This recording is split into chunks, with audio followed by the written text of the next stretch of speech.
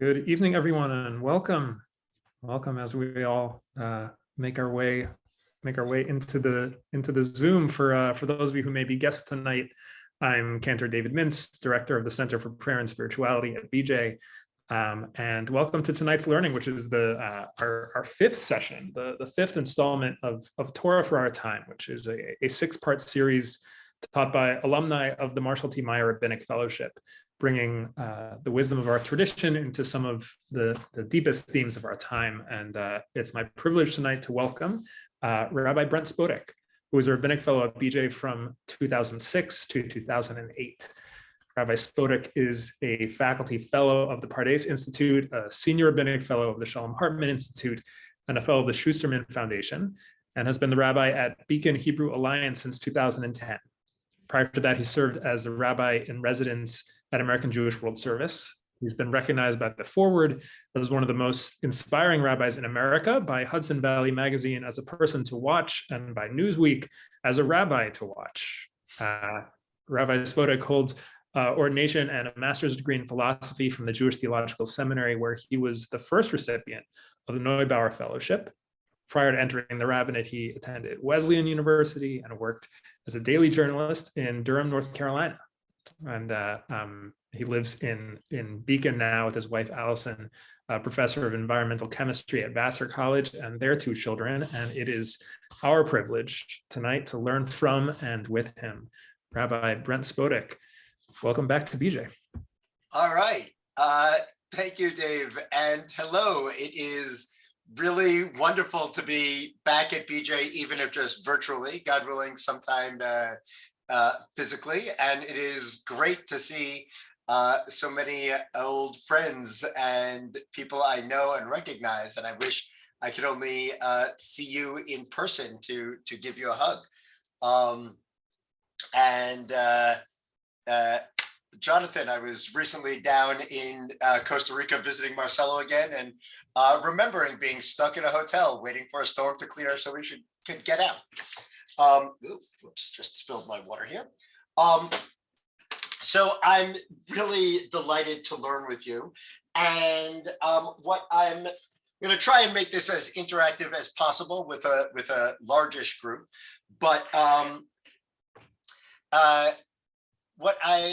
so we're going to talk about tshuva, and part of the struggle with tshuva, and we're going to get into this, is, at least for me, I keep doing tshuva on the same things, right? I come back to the high holidays every year, and it is never the case that it's like, oh, there was this thing, I did it, and now I'm old. One day I woke up and I got myself a gun and I went and I robbed a liquor store, and now I feel terrible about that. And now I've done tshuva, and now we're all done and I don't rob liquor stores anymore. At least in my experience, it doesn't work that way.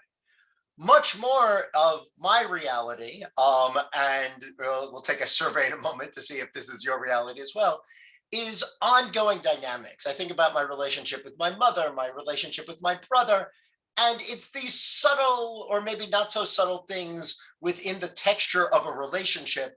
You're like, this isn't what I wanted. This is what I hoped for.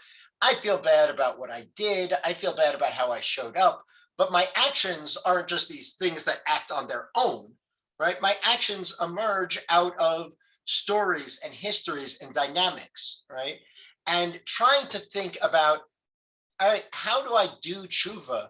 How do I harness the power of tshuva in ways to actually improve my actual relationships, is what's driven my my exploration of this and my thought of this, both in I do a lot of work with couples preparing for marriage, and so this comes up a lot in working with them, and also in my own life, in my own relationships, none of which are, thank God I have positive relationships with my brother, my mother, my wife, my children. But there are always these things I'm like, I could be showing up better. And maybe they could be showing up better too, but that's for them to talk to God about. I could show up better, but in these very subtle ways. So let me just take a quick survey, and maybe if there are one or two comments. Are there other folks who feel like that's their reality? That when they come to Yom Kippur, the tshuva they're doing is about these subtle relational things, not like that one sin, that time you hijacked a plane. Yeah, I'm seeing a lot of nods here. Yeah, Lisa, is there something you want to add in here? Well, it's always like, how can I be a better wife to my husband? How can I listen to him better? How could I be a mother to an adult child and to a daughter-in-law? And, so things change as you get older, and that's the constant theme. Yeah, thank you for that. And it's certainly something we'll talk about. I'm aware of how my thoughts and feelings this has changed as I've gotten somewhat older. I mean, I'm 46 now, which is older than the last time I saw some of you, but old enough to look back, but young enough to be hopeful that I might actually mature one of these days. Anybody else have this dynamic of the sense of like, it's not the thing, but it's a little more nuanced than that? Yeah, Eleanor, please. First of all, welcome. It's so nice to have this opportunity to be with you. Same here. Thank you. I think that, I'm going to have a big birthday now. So I'm commensurately older. So you're 46. And I think I've improved a little, but not a lot. Because I feel like, they always say if you make the same mistakes over and over, that you're crazy or something like that. Yeah. So I think I make the same mistakes, but I can see them and admit them a little sooner. So I call that progress, but it's not nearly enough. Yeah, no, I think that sense of marginal progress is really, really key. I'm aware in the relationships that are most precious to me, and particularly in relationships in which my partner in that relationship is someone who also is self-reflective. It's not that there's no friction, or not even that there are no fights. It's that the recovery time from those fights and the ways in which I and whoever I'm in relationship with can just acknowledge, like, oh yeah, there was that thing again.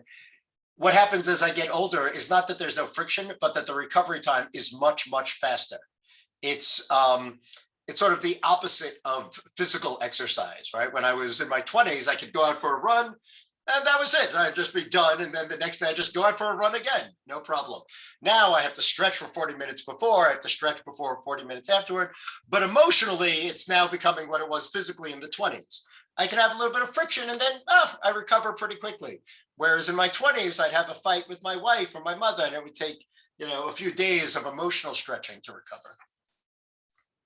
So, all right, so let's dive in here. I'm gonna share my screen, and hopefully this is gonna work. Always a fraught moment here in Zoom land. So hopefully you can see this. Tshuva, why is it so hard? So let's see what we can do here. So the first thing to really explore here is, what exactly is it we're talking about with tshuva, right? Now, assuming that the people I know on this call are not wildly disproportionate, this is a somewhat knowledgeable crowd. This is not the first time you're encountering the word tshuva, right? So we know tshuva as the leitmotif of the days of awe, right? As repentance, as return, perhaps. And I want to take a look at a particular midrash that our tradition shares about what tshuva is. Dave, we're supposed to be done at 7:50, yes? 8:15. Oh, 8:15. Great. Okay, super. In that case, I'm going to pair people up into chavruta. Or Dave, can you do that? Yes, we can.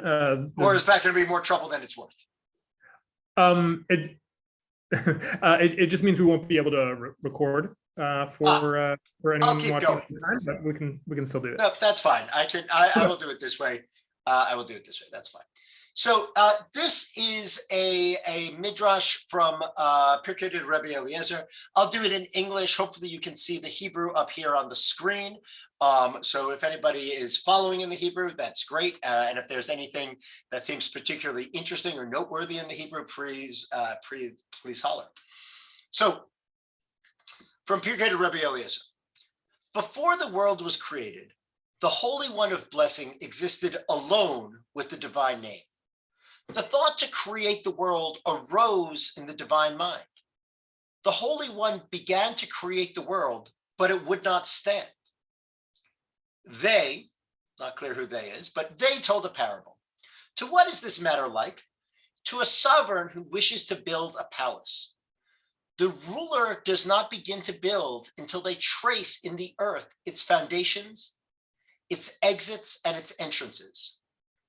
Likewise, the Holy One of Blessing was designing the world, but it did not remain standing until they, the Holy One, created repentance, created Shuvah. Right? So let me ask here, recognizing we're now a somewhat large group, maybe this will be easier in the chat. What jumps out at you in here? What seems noteworthy or surprising in this story?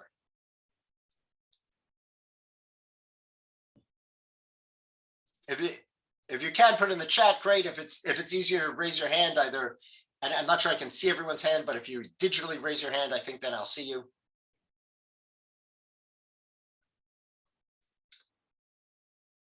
Or I'll start going. It's always the challenge of large groups on Zoom, so I'll keep going, but please pipe in other things.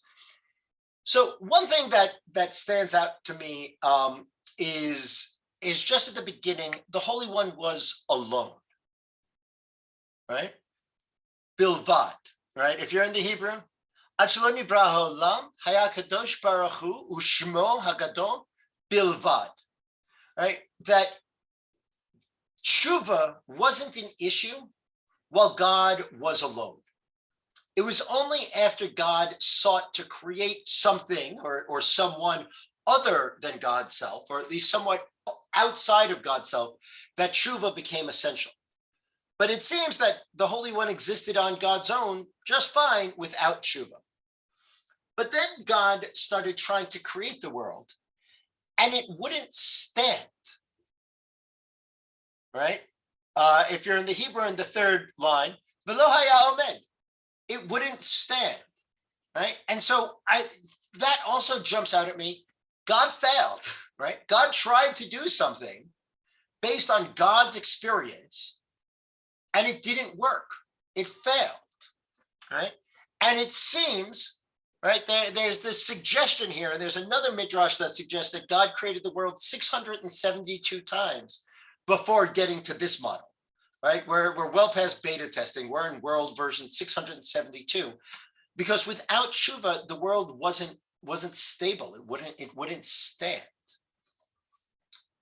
And so now the rabbis and the they is the rabbis of the Talmud, right?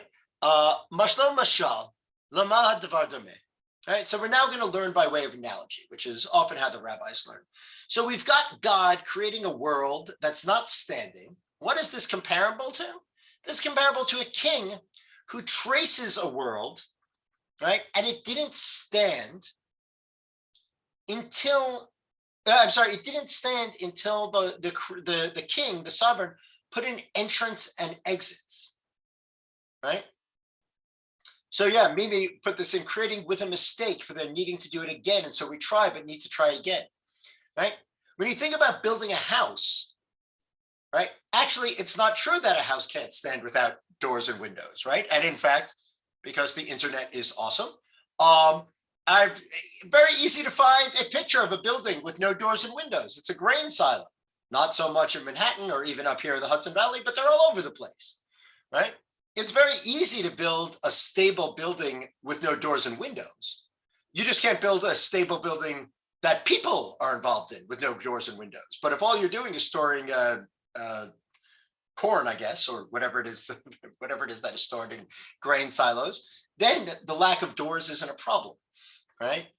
But seemingly, when people are involved, the lack of doors and windows mean that the structure itself can't even stand, right?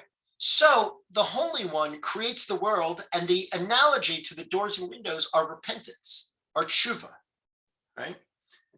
Which is to say that failure is guaranteed in human affairs. If you love someone, they will piss you off. If you love someone, they will make you angry. They will disappoint you. They will irritate you. They might even betray you, not necessarily a large-scale betrayal, but a small betrayal of your trust, of your confidence, right? To be involved with humans is to be involved with disappointment, right? And so the Holy One, and we'll come back to this, the Holy One also had to learn this, that to be in relationship with people involves some degree of return, because failure is guaranteed, right? And so out of the gate, we have this idea that tshuva isn't just a nice thing to do, isn't a supererogatory thing to do. It's actually literally foundational for the world to survive. If we didn't have some way of doing tshuva, the world couldn't stand. So far, so good? All right. Yeah, Shelley, what's up? I'm not too sure of what you just, the last statement. With all due respect, Brent, I love Please. you. I have to tell you, what you just said to me doesn't resonate. I don't understand what you mean. Would you repeat it? I'm trying to understand what you're saying. Sure. If you're involved with human beings, Right. you will encounter disappointment. Okay. You will encounter frustration. You will encounter friction. You right? said, yeah. Yeah. And so I think part of what's at play here is that tshuva was necessary for the world to exist, because for the world to exist with humans means that screw-ups are guaranteed. Prior to humans, God only had God, and maybe God had angels. So maybe God could count on some sort of dynamic or relationships in which perfection was possible, maybe even guaranteed, because God is perfect. The angels, kivyachol, are perfect. Yeah. So, if here I'm sitting at my desk, right? So if I'm really confident, if I know everything I write is perfect and awesome, I can use this implement, right? Which is a pen. But having met myself, I don't write with this implement. I write with this implement, which is a pencil, and I keep a nice big jar of them right in front of me, because I know if I'm going to write with this end of it, I need this end of it. I need the eraser, because I know I'm going to screw up when I write. I know I'm going to write something that's unclear or uncertain, and I need some way of trying again, of doing tshuva. Right? Does that make more sense? Well, look, I look around the world. I mean, what's been going on just now. I looked before with other people. Many people I know, as far as I know, unless they do it very privately, and some people I would doubt they would, don't do tshuva and go on in life and succeed. And so this is a very nice discussion. It's very theoretical, but frankly, with me, Brett, Rabbi, it doesn't resonate. I'm sorry, it just doesn't. I don't see it. Plenty of people don't do tshuva that I know personally, and we know in the world. They'll never do tshuva. So what? So what? Yeah. Well, let me put that back to you. So what? I can say I find myself busy enough trying to manage, trying to figure out how to make myself a better person. I have so little time to worry about other people doing better. So that's my point. That's my point. That's my point. Fine, for yourself, for me, for you, for us, that's great. But I just can't buy into the business of doing tshuva is a way of existing for many people. Many people that I know or that we see don't. For me, sure. For me, it does. It works. For me. Well, I'm glad you've reached that level. I'm not really sure how to respond to that. It's true that there are many unhealthy people in the world, and yet I try to eat healthy. And the fact that there are people who eat fried Twinkies 3 times a day doesn't inhibit my efforts to try and eat healthy food. It's So true. so it's personal. So you're saying tshuva then is personal to us. And that's where it should be. And that's where it should end, I suppose. I'm not saying that's where it should end, but yeah, I think. Okay. All right. Listen, Shirley, I'm glad you're at such a state of tshuva that it's muvan me'alav. For me, this is active work. I'm nowhere, my friend. I'm nowhere. I got a lot of work to do. Well, I still have your copy of Rashi translation with the notes in it, so maybe the notes will help you. Look, I think there is absolutely an arena to think about tshuva on a collective, on a national level, on an international level, for sure. But and if Vladimir Putin wants any rabbinic guidance, like I'm available, I'm happy to talk to him. But in the meantime, I'm busy enough trying to figure out how I could be a better person, and maybe how I could help some of the people around me, including, God willing, some folks on the call, try to be better. And the bad actors on the world stage who I wish would do better, I'm available day or night. But let's go on here a little bit, because in fact, while this is a great framework and aspirational statement from the Midrash here about what tshuva is, right? It is the doors and windows that allow human beings to come and go, right? Let's see how it works a little bit. So, sounds good. How do we do it? So we're going to start here with the Rambam, because everything starts with the Rambam. We weren't really Jews until the Rambam came along. So the Rambam gives us one framework for what it is to do tshuva. And this one we're going to do a little fast, so we have a little more time for some of the ones afterward. So the Rambam, most important of the medieval Jewish philosophers, an articulator of Aristotelian philosophy within a Jewish framework, has an entire section, Hilchot Tshuva, on the laws of tshuva, in which he says, what is complete repentance? One who has the opportunity and capacity to repeat a violation, but controls themselves and does not sin because of repentance, not out of fear or lack of strength. Then comes the obvious question. No, so what is repentance? The sinner shall cease sinning and remove sin from their thoughts. I'm imagining here, if any of you have read Harry Potter, right? The cool trick where Dumbledore would put a magic wand to his head and just pull out the thoughts that he wanted and put them in a dish, right? The sinner removes sin from his thoughts and wholeheartedly conclude not to revert back to it, even as it is said, let the wicked forsake his way. So too shall they be remorseful on what was past, even as it is said, surely after that I was turned, I repented. Right? So the Rambam here is giving us a framework of tshuva that's in many ways predicated on willpower. And, reverting to an earlier metaphor, as all of us who have made efforts to eat healthy in our lives know, willpower is easily accomplished, incredibly effective. And once you engage your willpower motor, then you're all set. You never have the banana split again, right? Obviously, it doesn't work this way. Or it might work this way for a very limited number of things, right? Where you can force yourself.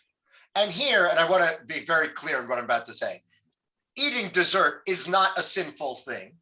But if you have tried to, say, refrain from eating dessert, or eating the third or fourth dessert, as the case may be, right? Then a certain degree of teeth gritting willpower might help you, right? You might be able to say, oh, I really want that donut, but I'm not having it, right? And just like glue yourself to the chair. But actually, it very rarely works that way, and certainly not in interpersonal dynamics, right? And so, some of you might remember my daughter, who's soon going to turn 15. But when they were much younger, make sure they're not behind me while I tell stories about them. When they were much younger, I used to have brutal fights with them every night about getting into bed. And I was just like, this isn't so hard. Brush your teeth, put on pajamas, get in the bed. I read you a story. It's very nice. No, no, no. Resistance, resistance, resistance. Right?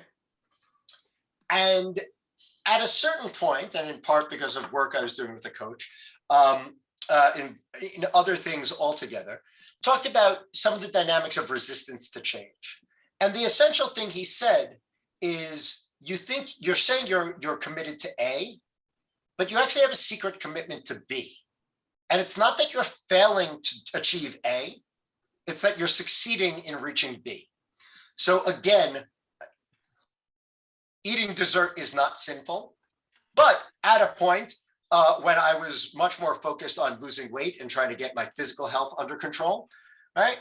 I thought, okay, I want to eat dessert. I'm not going to eat dessert, and realized what I'm actually committed to is comfort, right? And so the dessert brings me comfort, right? It's not that I'm insufficiently committed to being healthy. It's that I'm actually more committed to being comforted, right? And the Twinkies comfort me. So I thought about my daughter resisting me telling her, put on your pajamas, brush your teeth, and get into bed. And thought, okay, what's the story here, right? And at some level, I recognized, right, that what I'm committed to is a certain story in which I am the kind, benign father who offers wise and heartfelt guidance, like take care of your teeth and put on your pajamas. And my daughter cheerfully recognizes the wisdom of what I'm saying and accepts my guidance and says, yes, father, that's such a good idea. I will put on my pajamas and I will brush my teeth and I will get into bed and eagerly await your story. Now, I never said that, but at some level, that's the story I wanted. And it's not a bad story. It just wasn't a reality-based story. And my daughter, who was a young child at the time, certainly couldn't articulate this, had her own story. Her own story was, I'm a big kid. I don't need my dad telling me what to do. I'm a big kid. I'm in school now. I go to school, right?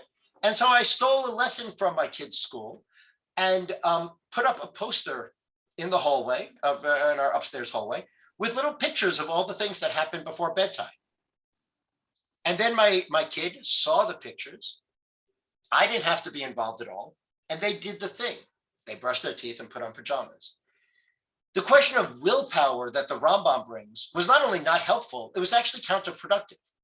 No aspect of willpower was going to change this. But acknowledging a story and then saying, wait, is there a different story I can tell, made a huge difference. All right. So does that make sense? Right? The dynamics, particularly in relationship, that we get caught in are rarely subject to willpower, that if I could just force it to be right, it would all work out. Our actions emerge out of stories, and the stories we tell about ourselves, the stories we tell about our relationships. Our actions don't just come out of nowhere, which is why I and none of us have ever led a perfectly lawful life, and then one morning woke up and robbed a bank. Our sins emerge out of our stories. So, all right, if it's not going to be the Rambam's willpower framework, then what? So I want to offer two frameworks for how to think about tshuva, particularly tshuva in the context of relationships, right? And the one here is noseh abo. And first, you actually know this, even if you don't recognize the Hebrew here. You know it. You'll know it when I sing it. Adonai, Adonai, El Rachum Vechanun, Erech Apayim, Verav Chesed Be'emet, Notzer Chesed La'alafim, Nose Avon Ba'fesha V'chata V'nakeh. Right? So we have here, my apologies for my singing. This is why any synagogue where I work is guaranteed to have a life tenure for a cantor, right? So we have this whole list of ways in which we are asking God to be forgiving, right? But this one, noseh avon, literally means to carry the weight. Noseh is to lift up, right? And avon is weight or to carry. So, and the English translates here, and this comes from Exodus 34, when Moshe hides in the rock and God passes by, right? Bearing iniquity. And partially, right, this gets played out later on, a little bit earlier in the dynamic between God and Moses following the golden calf, right? So let's just remind ourselves what happens here. God gives us commandments. First commandment, don't worship other gods. Moses goes up, he's up on the mountain for a long time. We get nervous, we freak out. What do? We worship other gods, right? God is incensed. God is ready to wipe us out, right? And if you remember from Sodom and Gomorrah, you remember from Noah's Ark, the idea that we, the people, piss off God and then God wipes us out is not a far-fetched situation. That's what we expect at this point. People sin, Noah gets in the ark, wipe them out. People sin in Sodom and Gomorrah, wipe them out, right? And we probably, I hope none of us have actually wiped out an entire planet or even an entire village, or God willing, not even a person. But I've certainly cut off relationships. I bet you have as well, right? Just been like, screw this, you're too problematic, you're too wrong, you're too sinful. I want nothing to do with you anymore.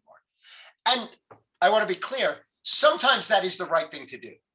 There really are abusive relationships, toxic relationships, in which needing to separate yourself is the right thing to do, right? I want to be really, really clear about that. But there are also dynamics in which maybe it's not so toxic, maybe it's not so abusive, but it's a little hard, right? And so what do we do then? So this is what God says. He says, Moses, these people are the worst. They're worshiping golden calves. After I told them, whatever you do, don't worship golden calves. Why don't I just wipe them out? And you and me, we're going to start over. I'm going to make you a new people. We're just going to start over again. All right. And now this is how Moshe responds to God. And the Hebrew is down below. The English off the bat, let me tell you, is a little bit of a loose translation, but it is, I think, true to the spirit. Moshe says, look, God, I get it. These people made a very big sin, right? They made a very big sin. This is no laughing matter that they made a golden idol. That said, it would be really fantastic if you could just deal with this. If you could just carry tisa, the weight of what they did. And if you can't just deal with it, erase me from the book you have written. Just take me out of the story, right? So what's Moses saying here, right? God has every right to be angry. God created us. God took us out of Egypt. God protected us. And God said, I've got one job for you. Don't worship other gods. And then we go and do it. So as much as any of us in any of our relationships with spouses, parents, children, employers, colleagues, have felt that surge, that I think dopamine, Jonathan, tell me if I'm wrong, that dopamine rush of righteous indignation of knowing you messed up, you screwed me, and I had every right to be angry at you, and I'm just getting high on that sense of righteous indignation, right? However much we felt that, God felt that at, God size, right? We don't worship other gods, and you're going to go to all this effort and build a calf, right? God had that rush of righteous indignation, and Moses said, yeah, you're right. These people screwed up. They made a big sin. If you're going to be in relationship with people, you're going to have to deal with this. And if you can't be in relationship with people, take me out of the story, because I think part of what Moses is saying is, I'm a person too. And I'm going to screw up too. And if your condition for being in relationship with people is perfection, maybe it's better you're alone with your great and holy name. But you've got to find some way of carrying this, right? Now, quick survey. How many of you have children who have said something incredibly hurtful to you? Right? It's part of the package. If you're going to parent children, they're at some point going to say something that's just going to rip your guts out.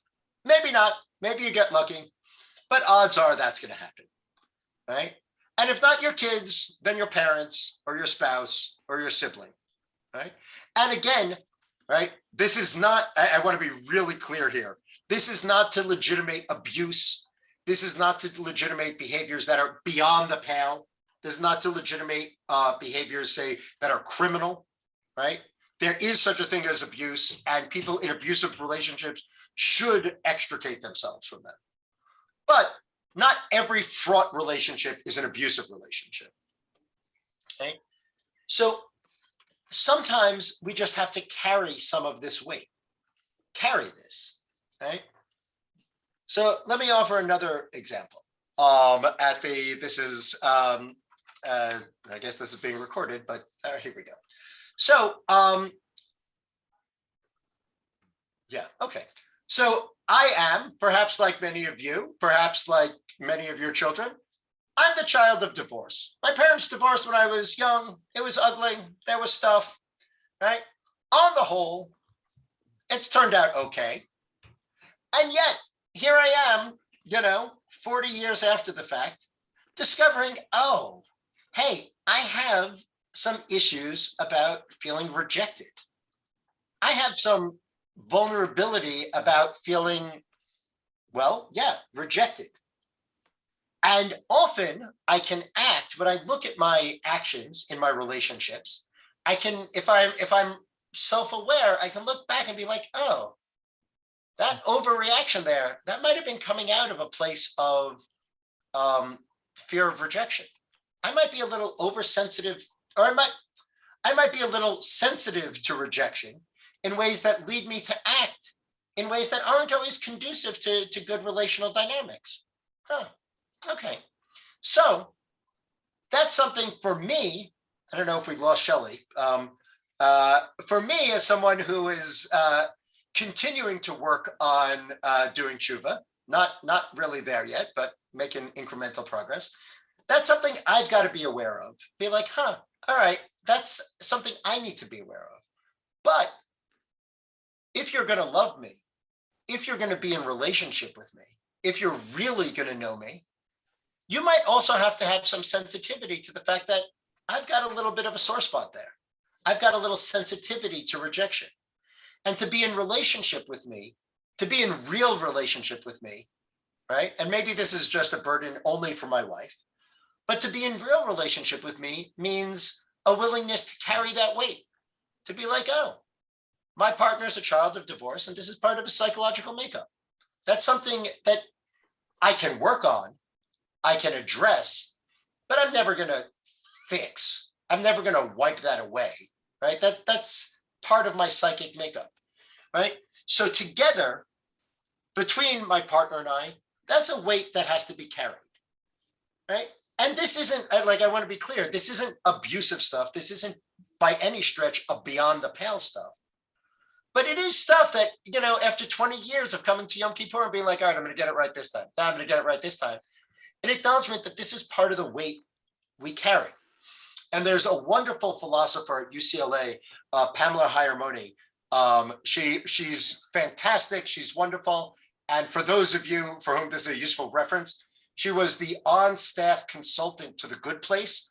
So all of the times that Chidi Anagonye was saying intelligent things about Kant and ethics, Pamela Hayermoni was the person behind the scenes making sure that he was talking intelligibly. So she writes, with forgiveness, the offended agrees to bear in his or her own person the cost of the wrongdoing and to incorporate the injury into his or her own life without further protest and without demand for retribution, right? And again, and I feel like I can't emphasize this enough, I'm not talking about abuse. I'm not talking about things that are beyond the pale. And I'm not in any way suggesting that the victims of such abuse just simply accept that into their person without without complaint. That is not what I'm saying. I'm saying in the relationships that are in the middle of the bell curve, healthy, if somewhat slightly neurotic relationships, right, in which there are issues, but not pathology, to say, oh, this is part of who we are. This is part of what this dynamic is. And I'm going to carry this weight with you. Because I love you and you love me, we're just going to carry this weight together like God and the people of Israel carried that weight, right? The people sinned. The people were fearful. The people were impatient, and they sinned. And God had every reason to be upset. And yet here we are, all these thousands of years later, somehow still in relationship with the Holy One, right? Most of us aren't lucky enough to have an in-house relational counselor like Moshe was for the people Israel and God. But this is part of what he brings. And I think it's part of what Moshe brings to that dynamic. And it's part of what Moshe brings to all of us, right? That to be in relationship sometimes involves just carrying that weight. Let me stop there for a moment, get thoughts, questions, reactions before we go on to the next text. But that was a whole lot, and I'm curious how that's landing on people. And I see. No, it's all fine. I see. I can't read the chats and talk to people here. So if there's anything essential in the chat, let me know. But it's all good. Yeah. So how is this landing on you? This idea of carrying the weight sometimes.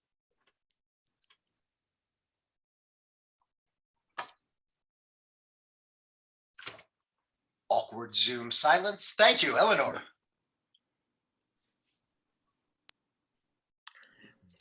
Well, it's what you so bravely shared with us is your feelings of rejection. And of course, probably 99% of us here, I'll speak for myself, have that issue. I take back assessing anyone else. But I think, first of all, what's going around for me, funnily enough, is teshuvah, which is going around, isn't it? There's an essence of turning around.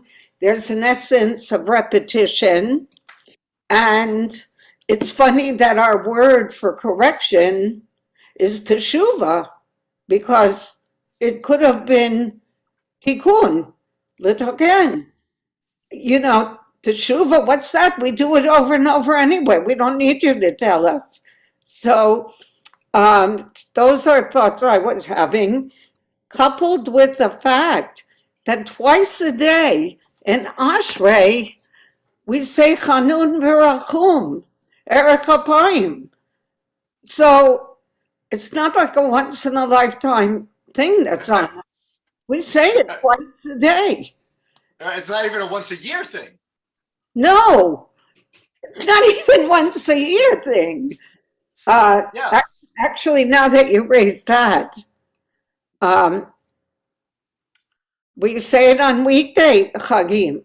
We have part of the Torah service that we say it again on the weekday. Anyway, it's very troubling, the shiur. I could see what Shelley is saying. It's wonderful, though. I thank you. Well, I hope it's troubling only in a provocative and productive way, not in a despair and we should all give up all hope. And very much not just because I don't want everyone to, God forbid, commit mass suicide or something like that, but because I think actually the inevitability of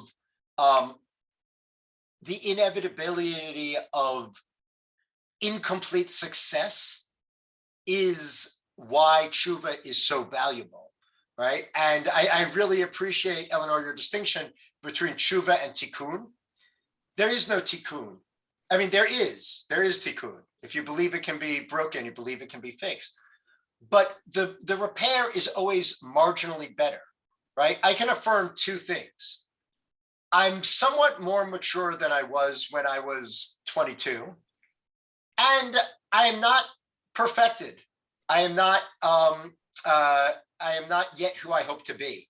Again, thinking of the interplay between the political and the personal, the most beautiful line to me in in Amanda Gorman's poem at the inauguration last January, if you remember that.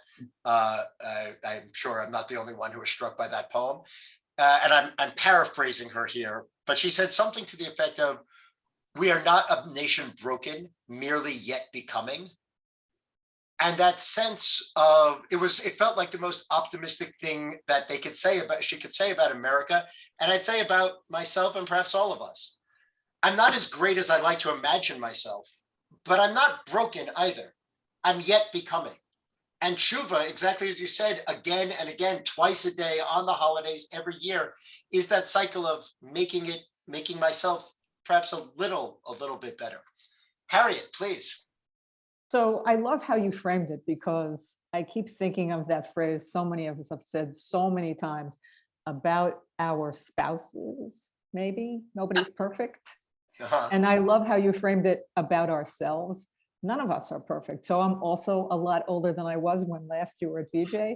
And so, maybe I got a little bit down the road in the place of willing to accept that imperfection in my spouse, in my friends, in myself. And I think, when you were asking before about Tshuva and Yom Kippur, what are we looking at? Aren't we all always just trying to be better people, just continuing to try to do that because we're not perfect? Yeah. No, I think that's 100% right. And we're trying to be a little bit better. And I think this is where, with all due respect to the Rambam, who I've spent a significant chunk of my life studying, right? I think his guidance here really leads us astray. It's not about willpower. Like, that might work to hold back from the cookie.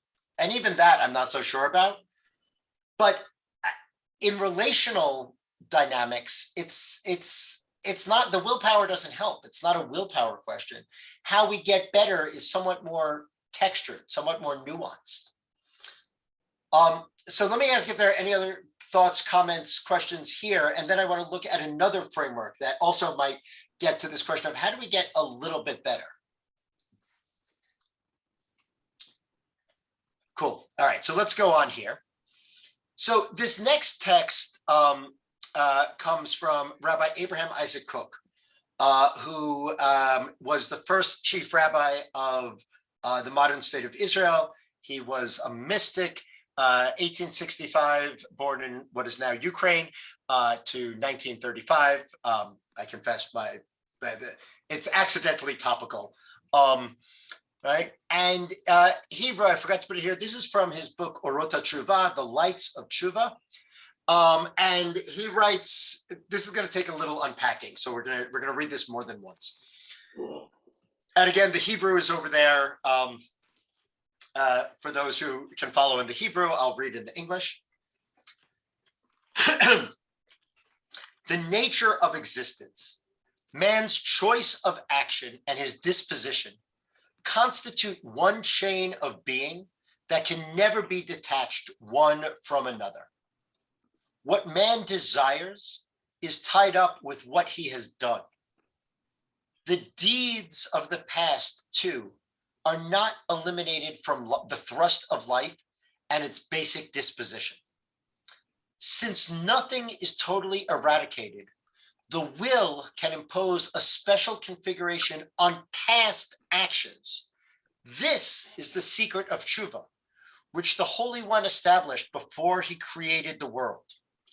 I mean to say, right, and this is coming from the Midrash we looked at earlier, that the Holy One expanded the potency of the spiritual life with reference to actions and to existence so that it also embraces the past. The evil deed continues to be reenacted. It causes ugliness and evil, deterioration and destruction, as long as the will does not put a new complexion on it. All right, I'm just going to do that again with a little more commentary to try and unpack this a little bit. All right.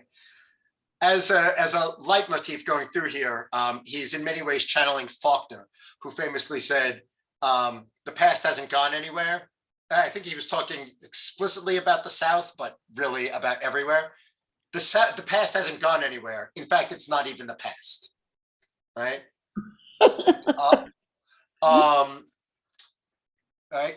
All of our experiences, all of who we are, is a product of where we've been and what we've done, right? We tell story. We have to. We tell stories about ourselves. We constitute narratives about the experiences we have so that they're comprehensible, we're shareable. Our choice of action, our disposition, our existence is one chain of being that can never be detached from one another, right? I am the same Brent who was a fellow at BJ 15 years ago, and I'm the same Brent who was a student at JTS and Wesleyan, and I'm the same Brent who, wet his bed as a little child. I'm that same Brent, even as I've grown, but there's no rupture between the Brent of today and the Brent of 1974, right? Actually, there is, because I wasn't born until 1975. I'm not sure why I said that, right? There's no rupture between the Brent of today and 1975, right? Everything I've done and experienced comes with me into this moment. And what I desire, what man desires, tied up with what he has done, right? The deeds of the past are not eliminated. They're still with me. But everything from the past can impose I can choose to tell the story in a different way, right? So let me give two examples to try and make sense of this.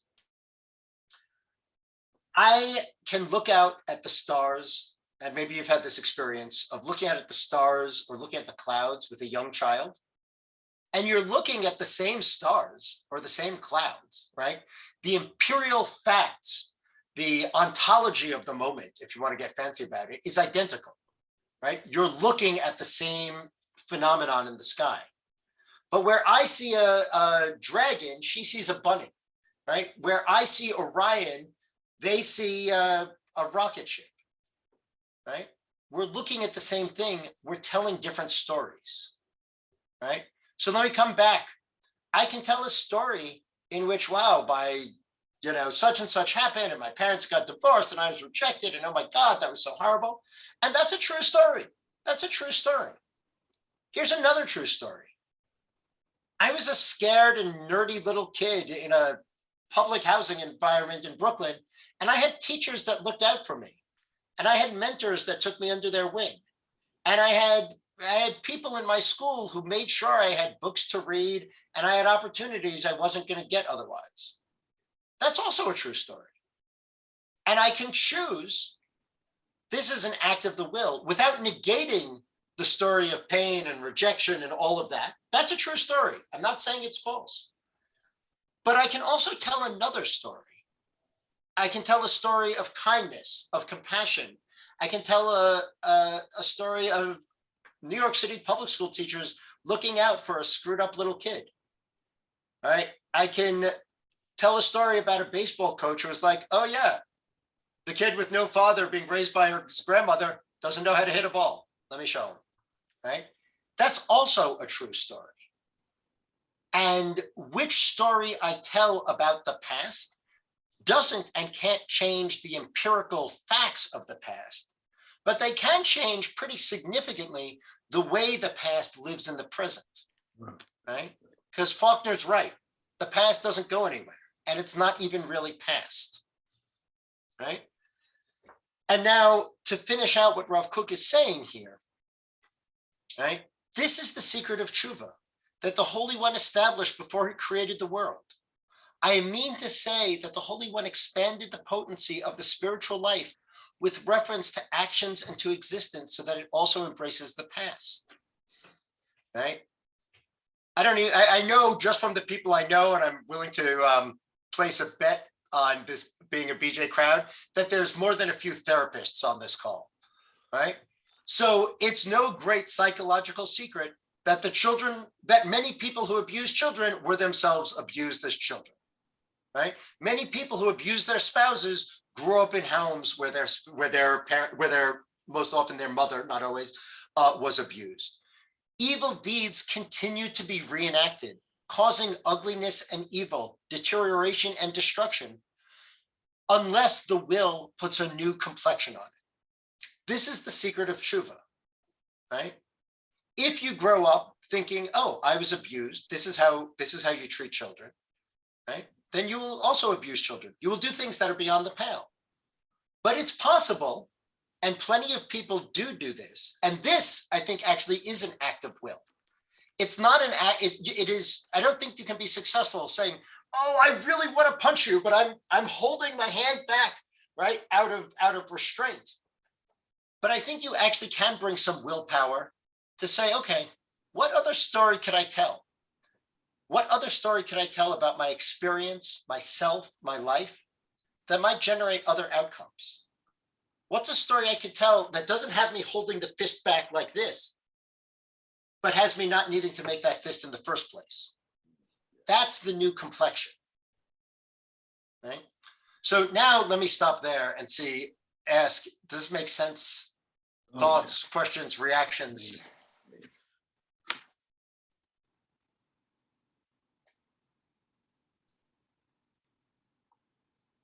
Again, awkward Zoom silence.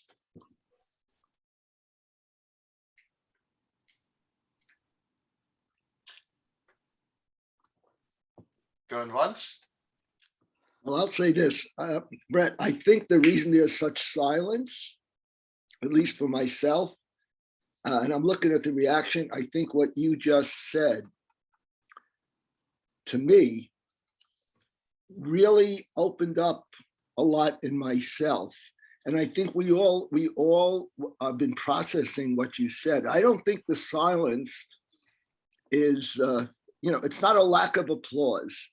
It's no. What I'm trying to say is, I think the silence is because you really hit home in all of us. And there's really nothing, that we can add except to try to process what you're saying and apply it to our own lives. Because everything you said, you may have been talking to me and to Eleanor and to many others. At least that's my feeling. I think that's why you don't get a reaction.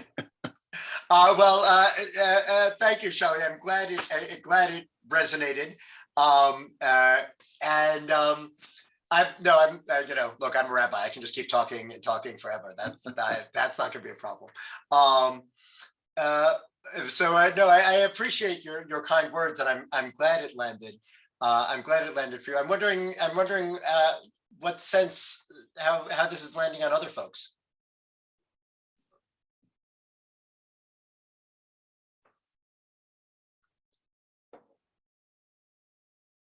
And if not, I've got more texts. Yeah, Nancy, please. It's nice to see you again.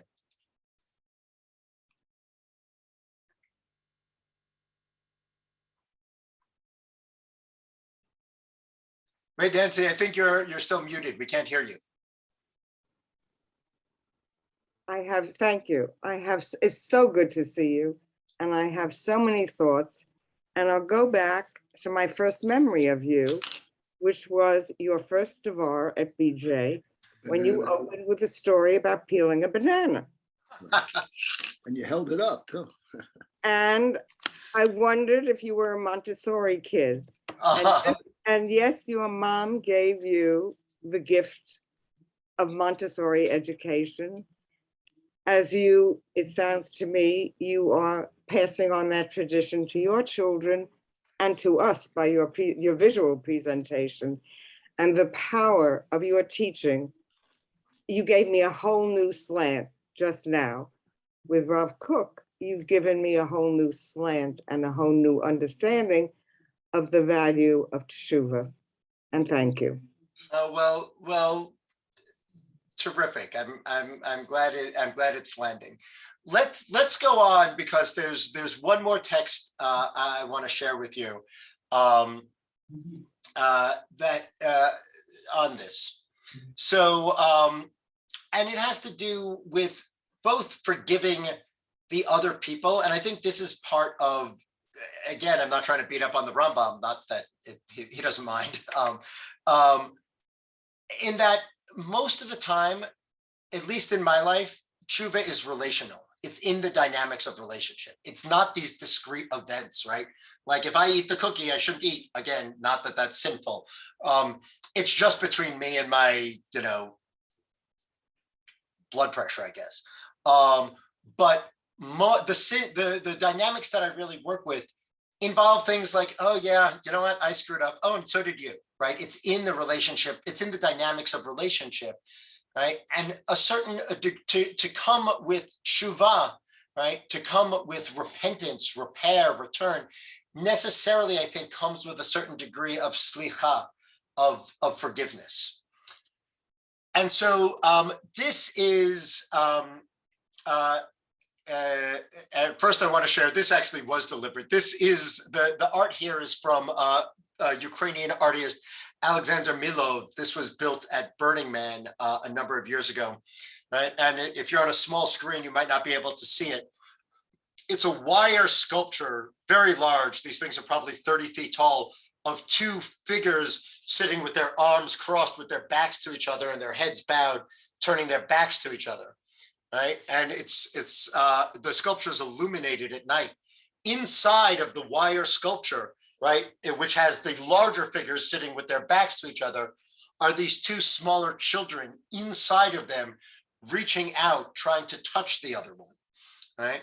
And I love how it captures that, something that I feel often when I'm in conflict with people I love, this push and pull of feeling wounded, of feeling withdrawn, of feeling defensive, and also simultaneously yearning to connect and not knowing how.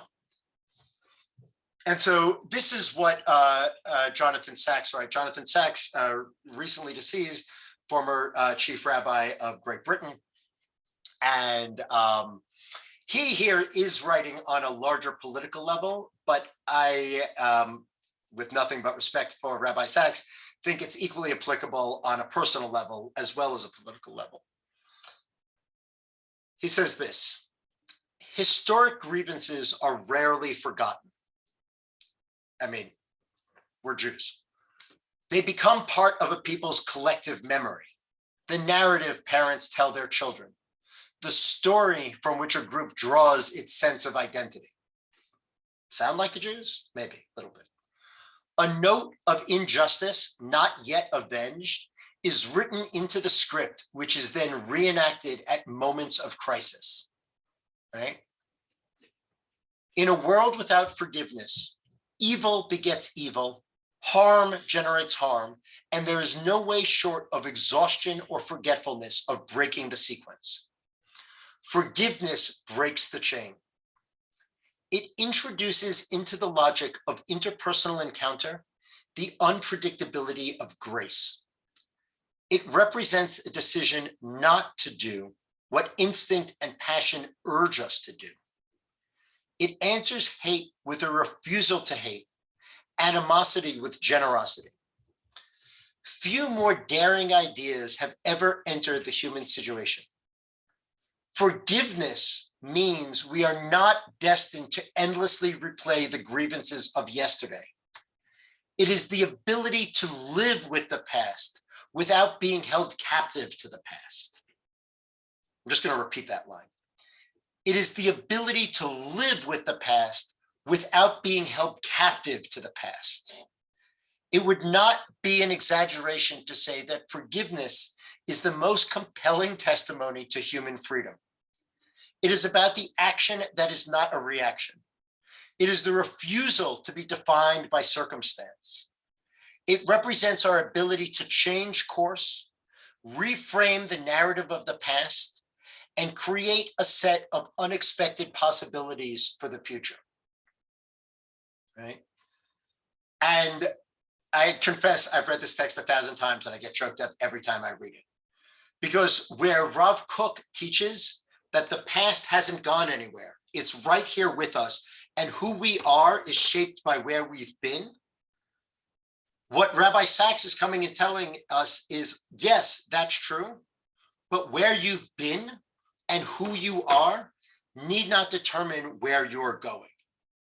And the thing that can change the direction of that line, if you can draw a line from where you were to where you are, right? There's going to be right? You have 2 points on a line and it's real clear where that third point should be.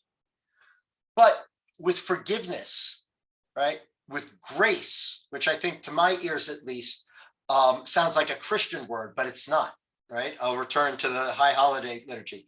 Chen, chen v'chesed v'rachamim, right? Chen is grace. That aspect of grace, of forgiveness, right, is what lets that line change direction. And just because I can draw a straight line from there to here does not mean I need to draw the line from here to that next stop. I can change the direction of that line. We all can. We can do it in our interpersonal lives. We can even, though this is a whole other kettle of fish, I think do it in our political lives, right? But that's a different project. Bringing this understanding of the stories we tell, this awareness that we are creatures who are constituted by the stories we tell, bringing some curiosity to the stories we tell about the past, and a sense of grace to the actors, including and principally ourselves in the past, is what I think allows us to draw a different course for the future, right? This is, I think, what Shakespeare said it, I think it was in Othello, the past is prologue, the future is yet to be. And I think it's in that sense that the past is prologue is where forgiveness, where grace, and ultimately where tshuva comes in, that allows us to have a future different than our past. So let me stop there so we have a little bit of time for any lingering thoughts, questions, reactions, complaints, and we'll take it from there.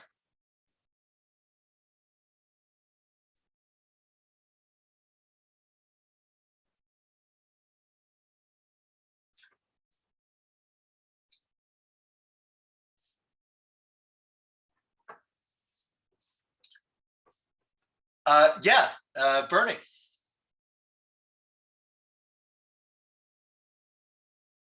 You're muted.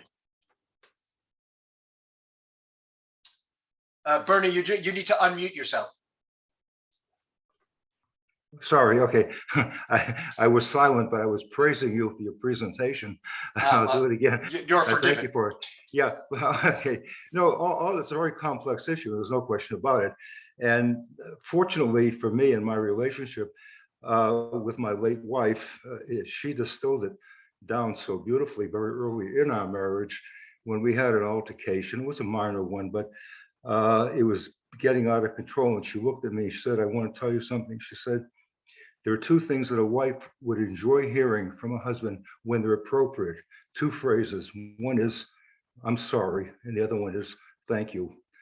And that happened many years ago, and it encapsulates all that we're talking about. And I think, unfortunately, too many times we have within ourselves a sense of false pride that prevents us from saying that. And again, I thank you for your presentation. Thank you. I'm so glad it resonated with you.